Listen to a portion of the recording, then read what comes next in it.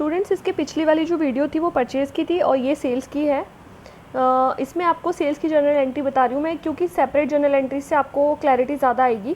Sales में आप अगर देखते हैं तो दो तरह की सेल होती है, एक कैश सेल होती है, दूसरी क्रेडिट सेल होती है। कैश सेल का मतलब जो कि नकद में गुड्स बेचा गया है उसके बारे में बात हो रही है। गुड्स सोल्ड इन कैश का मतलब हो गया कि गुड्स जो है वो कैश में बेचा गया है, तो हमारी एंट्री बनेगी cash account debit to sales account, क्योंकि बिजनेस में जब गुड्स बेचते हैं तो कैश आता है, जो चीज़ आएगी उसको डेबिट करेंगे, कैश आ रहा है बिजनेस में डेबिट कर देंगे। जो चीज़ बाहर जाएगी credit what goes out, sales मतलब गुड्स बाहर चला गया तो क्रेडिट कर देंगे। इसी तरह से क्रेडिट सेल, उधार वाली सेल में क्या होता है कि हमारे पास कौन आता है, डेटर्स आते हैं। डेटर्स मतलब देनदार, जब भी वो पेमेंट करने के लिए आएंगे वो हमारे कौन है, वो डेटर्स हैं।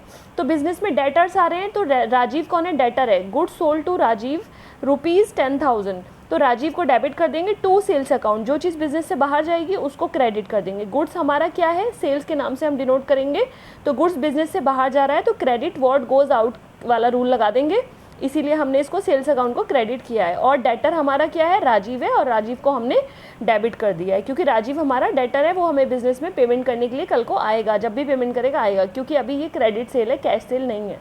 कैश सेल में तो हाथ के हाथ हो जाती है पेमेंट, लेकिन क्रेडिट सेल, उधार की सेल जो होती है उसमें आप गुड्स दे देते हो, पैसा नहीं आता, पैसा बाद में आता है, इसलिए उसको क्रेडिट बोलते हैं।